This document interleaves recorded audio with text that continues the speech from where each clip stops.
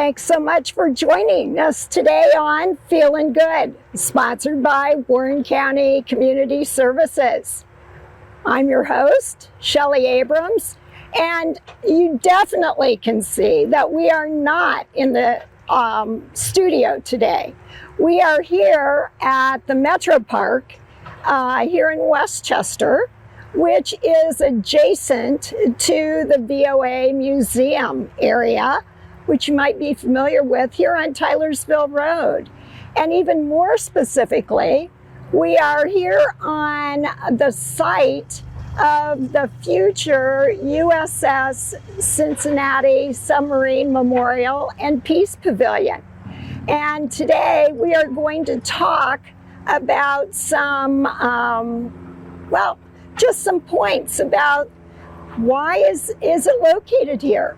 What are we doing with the memorial? Where did the parts from the submarine memorial come from? And to answer those questions, I have Bob Viney to my right and Gary Johnson to Bob's right, both of whom have been working on the USS Cincinnati Submarine Memorial for, I know Bob's been working on this for a few years, and Gary has been working with Bob and the committee the last few months. So thanks, guys, for joining me today on this beautiful, beautiful sunny summer day. And we actually do have some digging, moving of dirt going on in the background. So if you hear that, it's because we have broken ground. Yes. We are underway on diesel power. Very good, very good. Well, let's start by telling our audience a little bit about both of you, your background with regard to submarines in general, and more specifically, how did you get involved with the USS Cincinnati Submarine Memorial? Bob, why don't you go first? Well, after graduating from the Naval Academy, I served on a fast attack nuclear submarine that was a precursor to the USS Cincinnati class. Interestingly for me, I served on the SSN 639, and now I'm working to build a memorial for SSN 693. So just a nice quirky coincidence. There you go. But after a business career and teaching career, winding up in Cincinnati, I was running a business coaching practice, and I was in a business networking group that met once a week, and a gentleman named Joe Japp happened to be a member of that group. He had already been working on this for 10 years, but he was a student at Nuclear Power School, the same era in the same school where I was an instructor.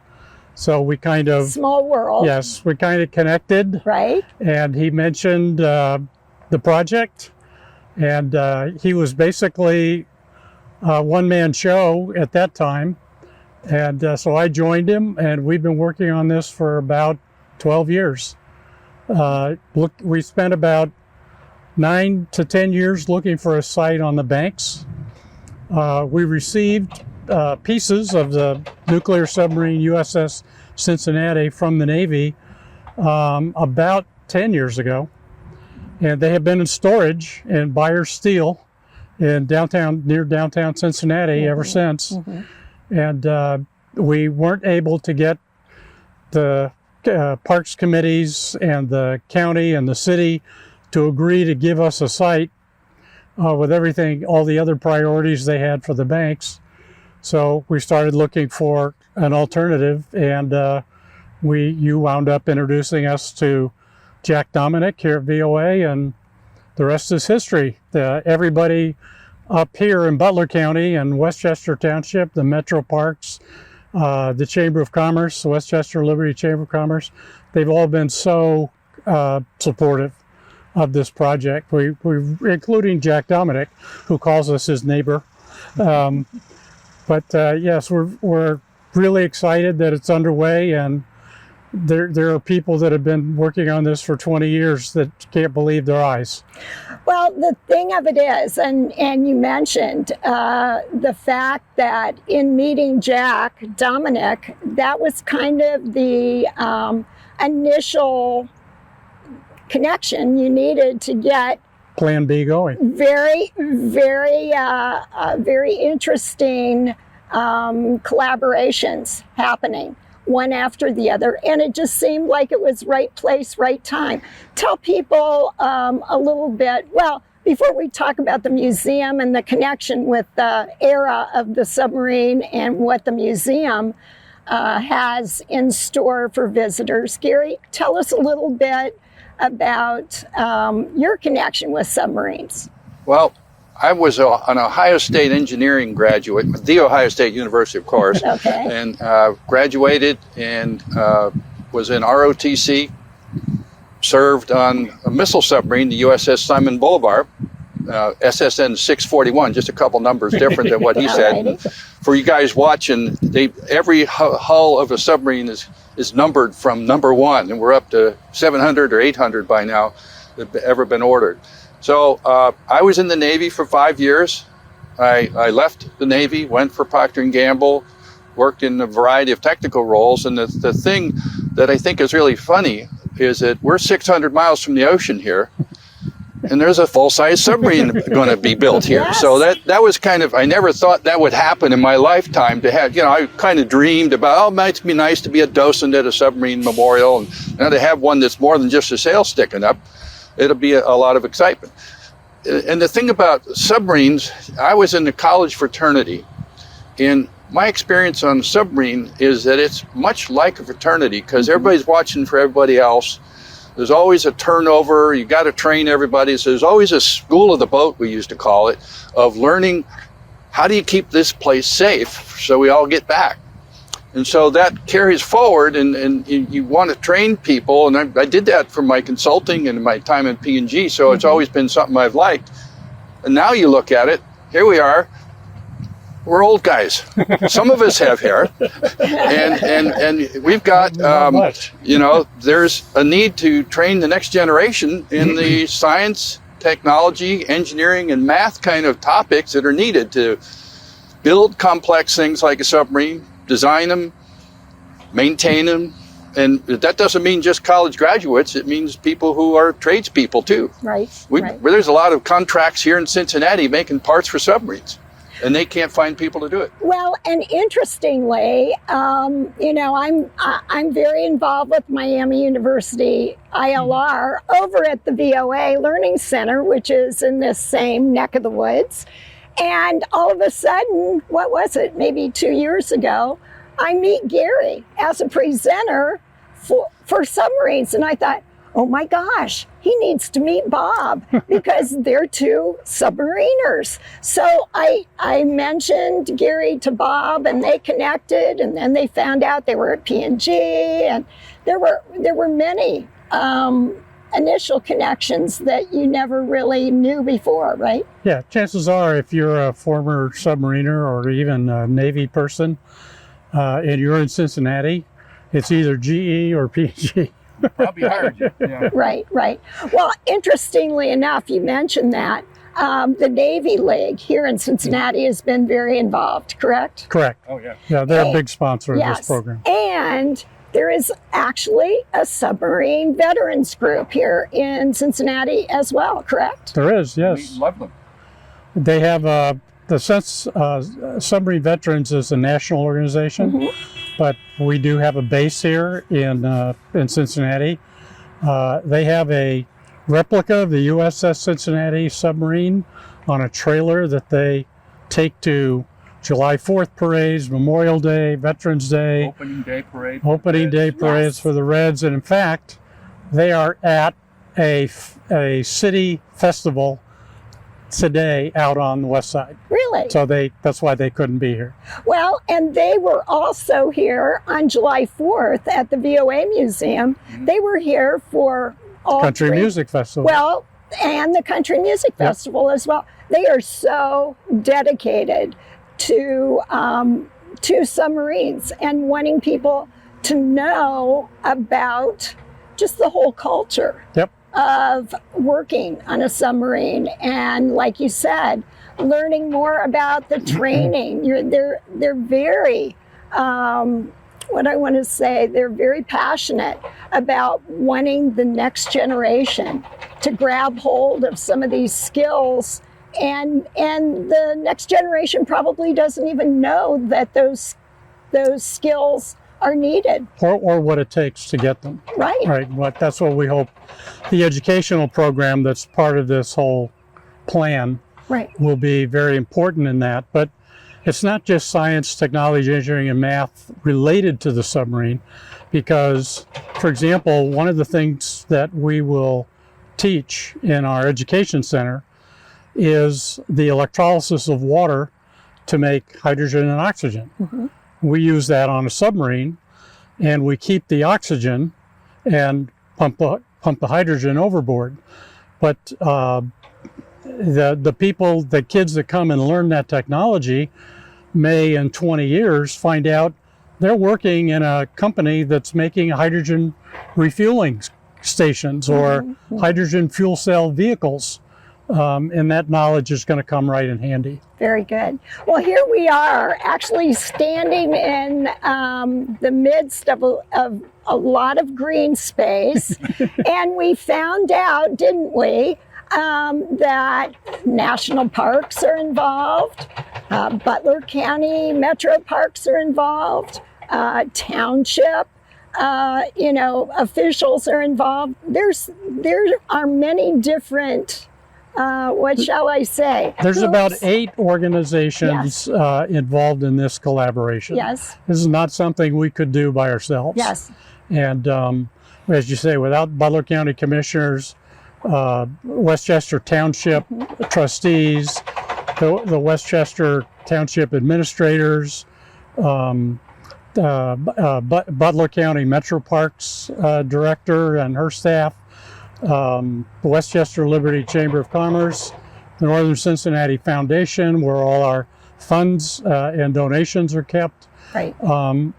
the Cincinnati Subvets, the Navy League, everybody is associated in trying to bring this to the community as a civic icon, as an educational resource that would be unique in the country.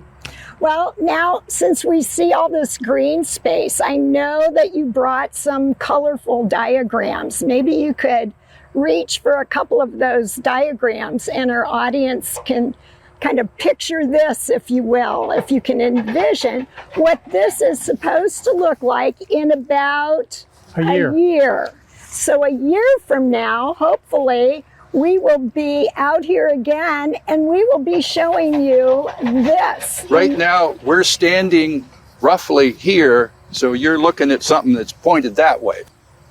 Just to get turned, If you can see the pond in the background, over here. this is the retention pond that we will be along, kind of paralleling the telephone lines, which will be coming down in the next couple of weeks. There's going to be a wharf area that sticks out into the pond about where that land is that juts out a little bit. Mm-hmm. And then the full-size replica of the Cincinnati, 360 feet long, will be under a canopy of solar panels. And those panels will replicate the part of the submarine that you would see if it was on the surface. So the part shown in the diagram that's open through these hull rings, that's the part that would be underwater when the ship is at sea. This big red box here is one of the pieces of equipment we got from the USS Cincinnati, and this is the emergency diesel generator backup power supply. It provides power to the ship, particularly the cooling system for the core, if the nuclear reactor shuts down while we're at sea, until we can repair it and bring it back online. Normally this would be painted navy gray, but because this was the USS Cincinnati, and it was built in 1975 through 1977 when the Cincinnati Reds were winning back-to-back World Series. They painted it red in the shipyard, and it is forever called the Big Red Machine. There you go. So if anybody ever wants to know, is there actually a Big Red Machine? There it is. They'll be able to see it. Now the other parts we have, this area here is called the conning tower, and the forward control planes, called the Fairwater planes, are mounted on top of it. And we have the upper rudder, which by itself will stand 17 feet tall when you come to see it next summer.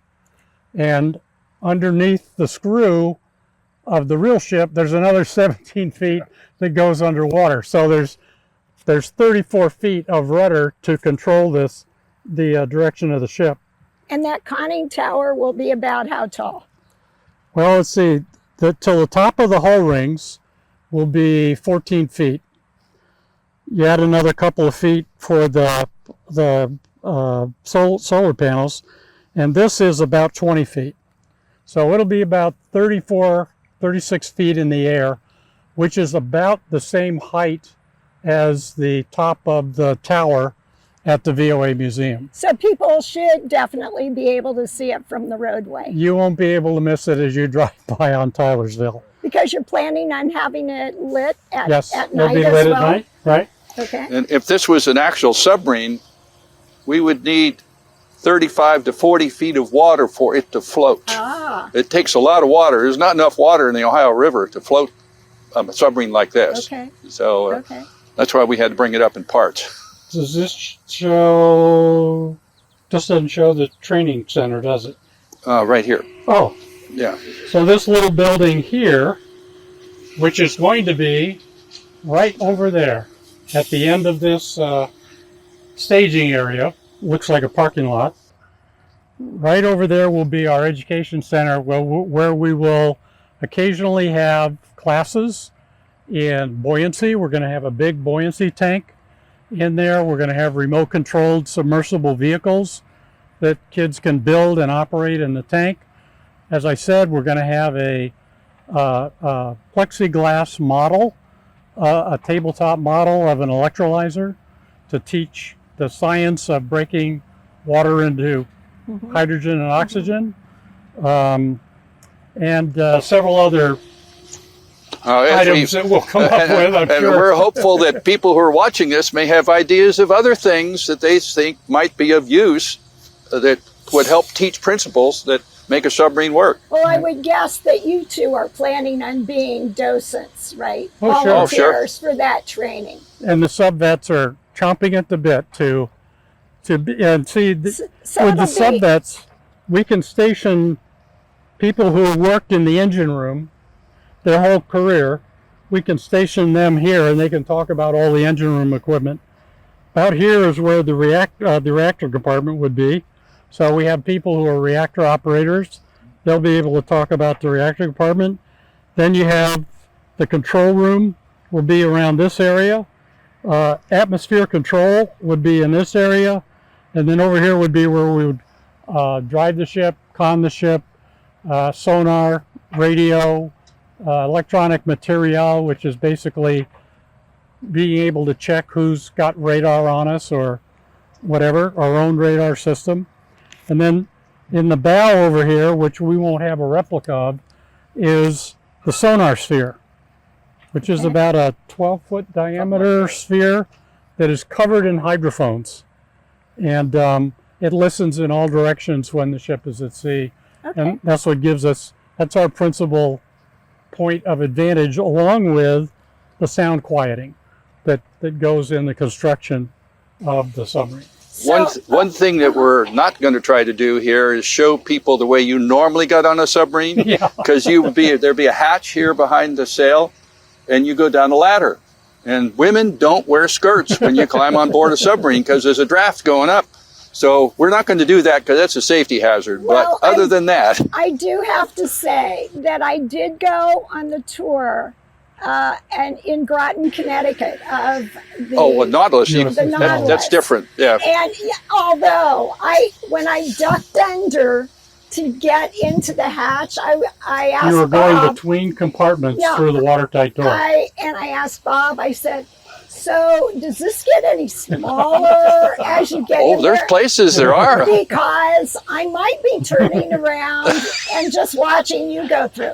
He said, no, it opens up when you get inside. That Nautilus exhibit is pretty wide open. But I have to say, for you two to have lived on a submarine for months at a time, right? Yeah. What was your longest? 60-some days? 67 days underwater without changing air with the atmosphere. We made our own air to breathe for 67 days. And Gary, how about you? About the same, about 10 weeks.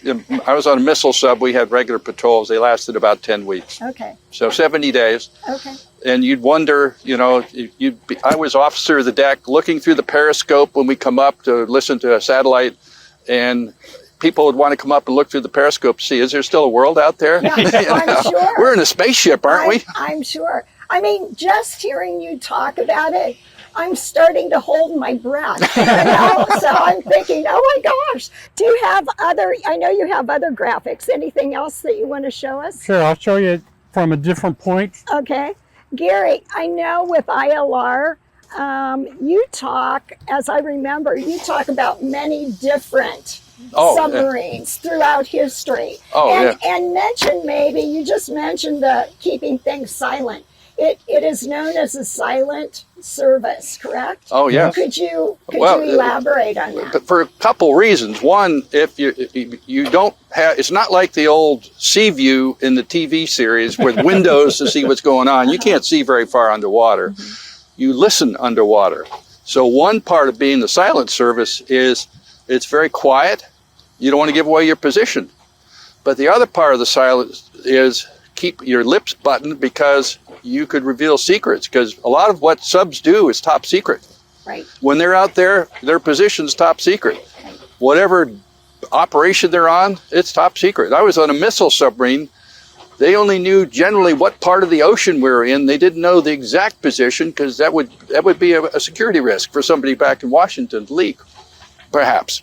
So that's why it's a silent service both ways. So it's hard to keep that in mind. Yes. Well, the only time that people really knew where we were, because we didn't have missiles and we didn't have a fixed operating area, was, for example, if we were transiting into Hong Kong for a break during a 6-month deployment, the government wants to know, where is that reactor?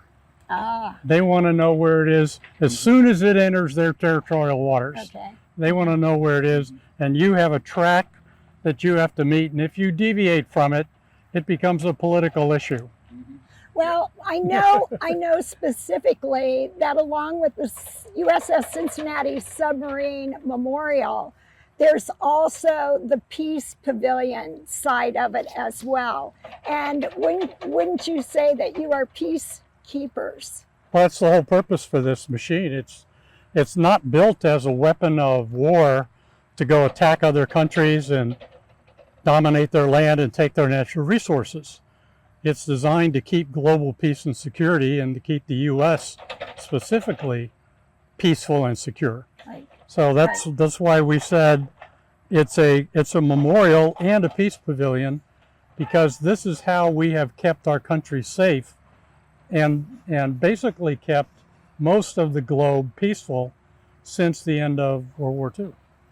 And Teddy Roosevelt said it well, speak softly and carry a big stick.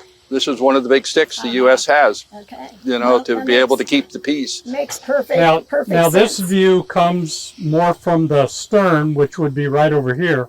You can see the rudder, and it shows a very big view of the training center, the educational center. Right.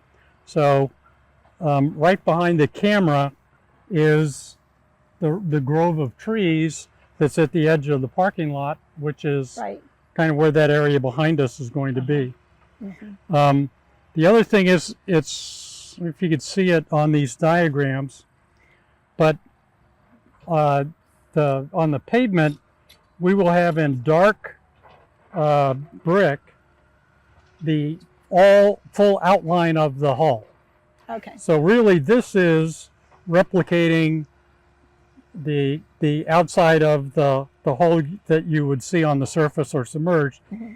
But submerged, there would be all of this part of the ship and going around to the screw and the stern planes, which you won't see here, but will be replicated in dark pavers on the floor of the memorial. Another point to make is that this kind of submarine had 3 separate decks below the hull. Right. And so what you would walk on would be the upper of those decks.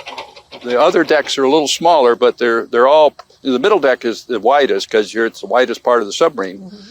But there's a lot more space, and we'll have diagrams to explain what's down there, but we're not digging down to show you.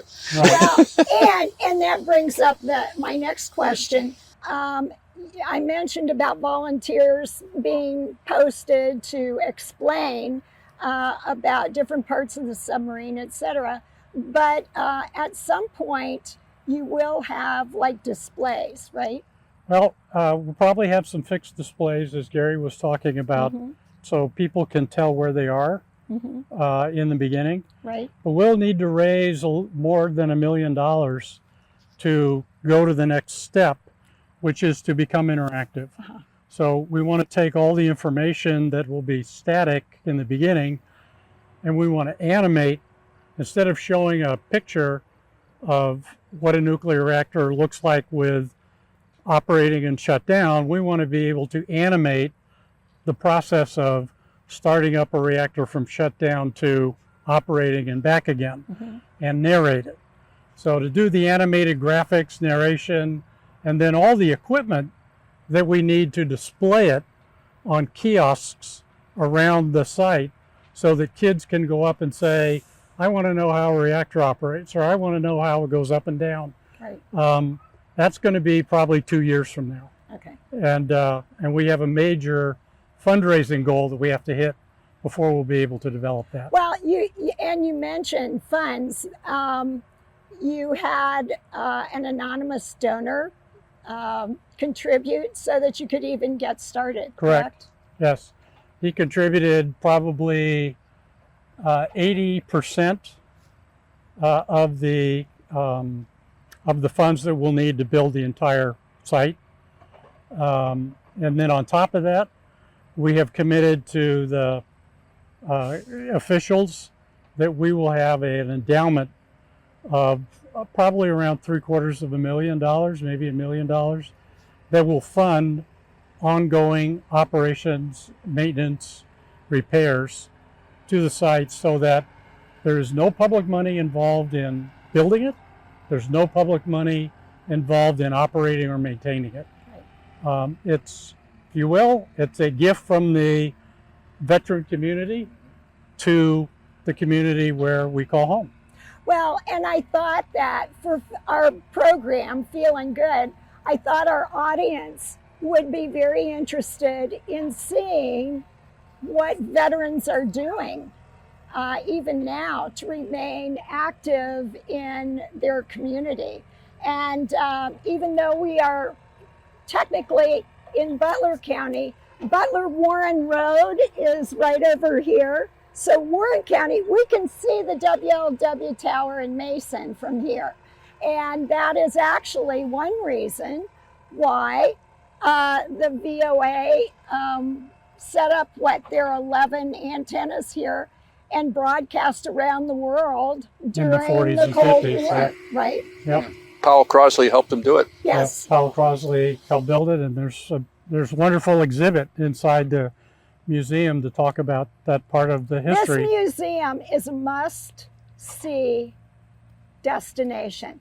I know they've just done some rework of the interior, and I think they're opening back up again in October.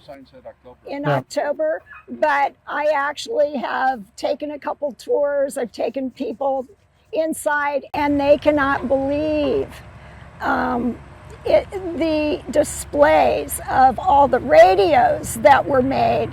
all the transmission around the world during the Cold War. And then, as you mentioned, Gary, so many of the Crosley inventions Oh, yeah. are featured in there, including the Crosley Museum, some pretty much. autos, Yeah, some they did a lot. autos, appliances. And there was a USS Cincinnati in the exhibit. Yes. The U.S. Cincinnati, which was a surface ship, the time of the Titanic, picked up its emergency radio signals. Oh. They weren't able to get over to it in time. Oh. So, a small role in the past. And although we're standing, as you said, officially in Butler County, we're a couple hundred yards from the border with Warren County, that in developing our educational program, Right. it's not being developed just for one county. We have the Lakota School District, we have the Mason School District in Warren County, and we have the Indian Hill District in Hamilton County, all working together to help us take our technical content and be able to present it to kids in grade relevant ways. So as I told the teachers and the superintendents, I know how I could teach the technology to you. I don't know how to teach it to a fourth grader and how that's different to an eighth grader or a 12th grader. Right. That's what they're expert in. Right. Right. So the 3 school districts are excited about working with us to help develop that interactive educational part, which will enable kids to enter the grade they're in and then get a series of questions and animated video responses to the science, technology, engineering, and math questions they have. So it's not like you're only going to be taught what we want to teach you. No, you're going to be able to choose what you're interested in knowing about and find out about it. And we hope that this will spark an interest in those young people, boys and girls, Right. young women, young men, and saying, oh, I might want to do that for a living. Right. Whether it's go to college and study engineering or go take a trade of, I'd like to do hands-on. I want to be a mechanic. I want Or to a work on welder. diesel engines, or a welder, or a machinist. Yeah. I mean, there's big shortages of those kind of jobs right now. Well, I know when you had in July, when you had the groundbreaking over here, Miami University, ROTC, was well represented. Yep, the And- commanding officer and the assistant and they are commanding very- officer was here. They are very interested as Yep. well, again, in collaborating. And Butler Tech, Yes, yes, Superintendent John Graft and his staff right, have been very interested in being part of the educational program Right. as well. right. So this is what you see today, and this is September of 2024. So we're hoping that I would say August by- of wait, 2025, July. July or August. We want to have it finished before the next country music festival. Right, But yes, and on the site here, probably by December, early December, depending on the weather, we'll have the basic plaza in, we'll have the hull rings in, and we'll have the sail mounted. Sail and rudder mounted. It's a bunch of tons of steel, so it needs good support, and they've engineered for that. Yep. So I bet that many people that have worked on these committees with you have learned an awful lot more about submarines than they ever knew that they would, right? Yeah. And so for our audience, if they have questions, if they would like to donate, what is the contact information? Well, we actually have a website, believe it or not. And the website is subcincy.org,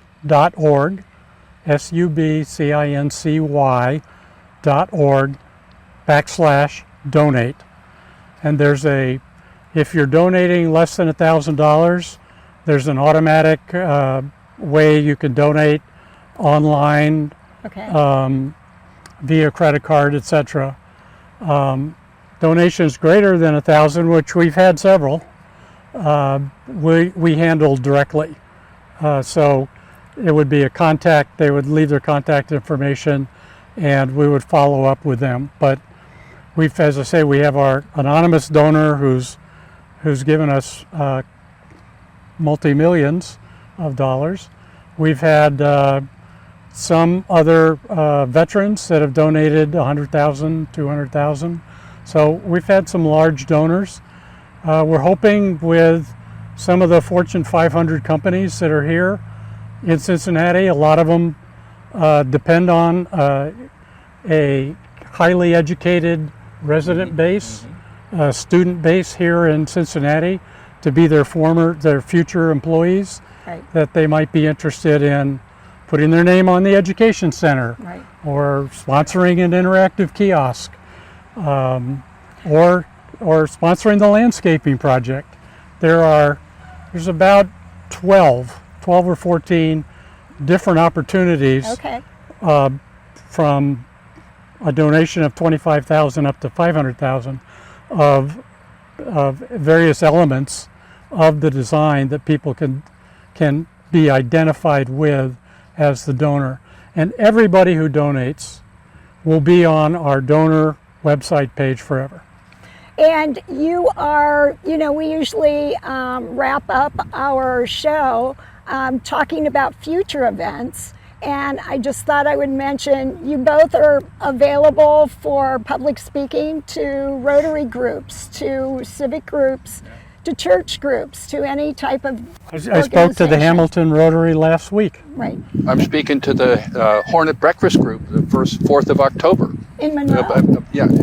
It's in Clover Nook Country Club. Oh, I said that. I said Monroe because they're the Hornets, but there are other Hornets, other places. Well, So, the aircraft carrier Hornet. okay. And then, as you probably know, I'm teaching a submarine course Yes. for Miami ILR in October. In first week of October, November. you will be right over here at the VOA Learning Center, Miami University. So, And I'm doing a one session day yes, just to give the community an update on what we've talked about today. What's Right. going to be at the memorial, and the education program details, and what they can do to help. right.